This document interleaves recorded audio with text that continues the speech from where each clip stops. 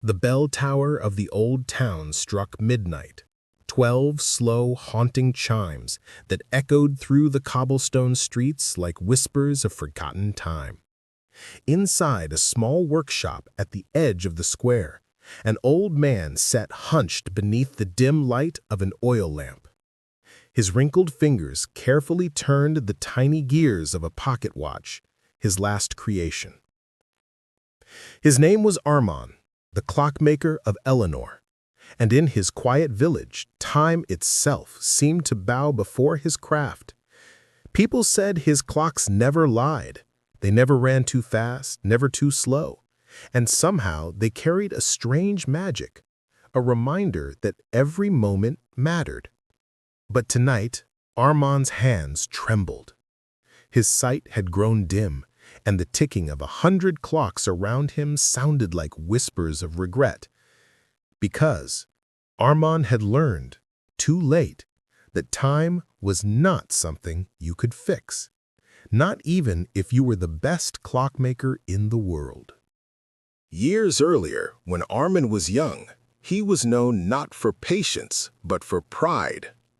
He worked in his father's little workshop, often boasting, "One day, I'll make a clock so perfect it can control time itself."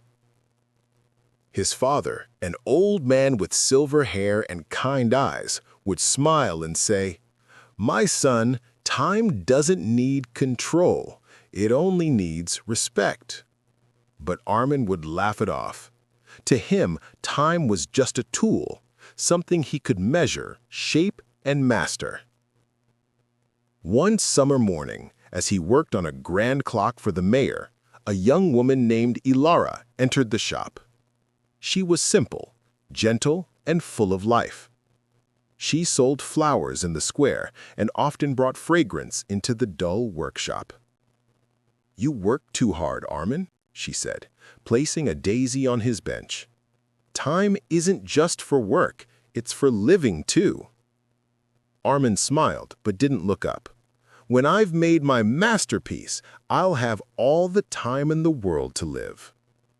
But that day never came, because time, as it always does, had its own plans. One day, a royal messenger arrived from the capital with a golden seal. "By decree of His Majesty, the king seeks the finest clockmaker to craft a great tower clock, one that shall stand for centuries." It was the opportunity of a lifetime. Armand's heart pounded. Fame, wealth, recognition, everything he ever wanted. But there was a catch. The work would take years, and he would have to move away from Eleanor, leaving behind his father and Ilara. His father warned him softly, "Son, don't trade your days for dreams that steal your life." But Armand's eyes gleamed with ambition. "Father, time waits for no one. If I don't seize it now, I'll lose it forever." So he left, promising to return when he had conquered time itself. In the city of Valmore, Arman worked day and night under the king's command.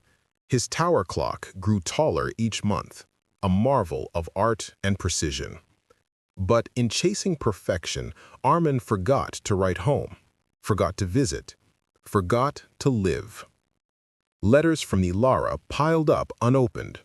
His father's handwriting grew shakier, until one day a final note arrived, written by a neighbor. "Your father's time has run out." Arman froze. He dropped his tools. The ticking of the clocks around him turned to laughter, cruel, endless laughter. He returned to Eleanor, but it was too late.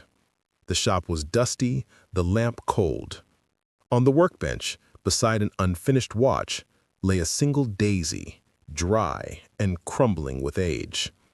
He sat in silence, realizing that he had measured every second of his life, but lived none of it. Years passed. Arman grew old. He reopened his father's shop, fixing small clocks for villagers who still remembered him. He never spoke much anymore, just worked quietly, as if trying to rebuild the moments he'd lost. One stormy evening, as thunder rolled across the sky, a stranger entered the shop. The man wore a dark cloak, and his eyes were unlike any Arman had seen. Deep, endless, almost eternal. "Are you the Clockmaker of Elnor?" the stranger asked. "Yes," Arman said. "How can I help you?" "I need a special clock," said the man, placing an old broken timepiece on the table. "This one doesn't measure hours or minutes. It measures life." Arman frowned. "That's impossible." The stranger smiled faintly. "You of all men should know, nothing is impossible when it comes to time."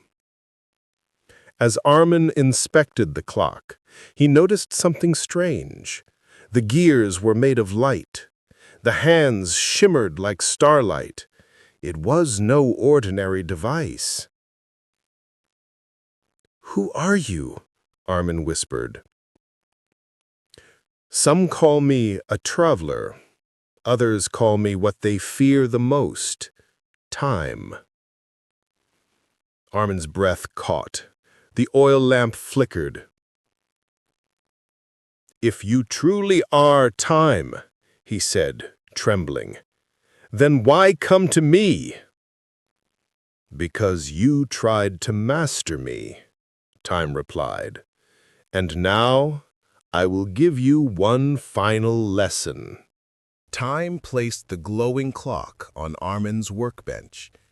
"This clock will run for one more day," he said. "At dawn tomorrow it will stop. Until then, every tick will give you one more chance to use your time wisely." And with that, the stranger vanished. Arman stared at the clock, its light pulsing gently. One more day. 24 hours to make peace with a lifetime of regret. He stepped outside. The rain had stopped, and dawn was breaking over Elnor. The village was quiet. As night approached, Arman felt weaker. He returned to his workshop and placed the glowing clock beside his father's old tools. The clock's light was dimming, its final hours running out. He wrote a note, his hand trembling. "To whoever finds this, time is not gold, for gold can be regained. Time is not power, for power fades. Time is life itself, and once lost, it never returns. Do not count the hours, live them." He placed the note beside the clock, sat back in his chair, and closed his eyes. The clocks in the workshop all stopped at once. Silence filled the room, deep, peaceful silence. When the villagers found him the next morning, Arman was gone, but on the table, the glowing clock had vanished too. Only his letter remained. Years later, children of Eldenor spoke of the old clockmaker who had learned to make peace with time itself. His story spread across towns and kingdoms, reminding people that life is not measured by years, but by how we spend the moments given to us. The tower clock he had built in Valmore still stood tall, its chimes echoing through the city, each strike whispering his final lesson. Respect the time you have, for it is the only thing you truly own. Time. The one thing we all have, yet always run short of. We chase it, waste it, beg for more of it, forgetting that every second that passes is a part of our life we will never live again. Don't wait for tomorrow to fix what you can mend today. Don't wait for the right moment. Make the moment right. Because in the end, time never stops, but we do. This was the Clockmaker's secret, a moral minute story, reminding us that life isn't about counting hours, it's about making the hours count.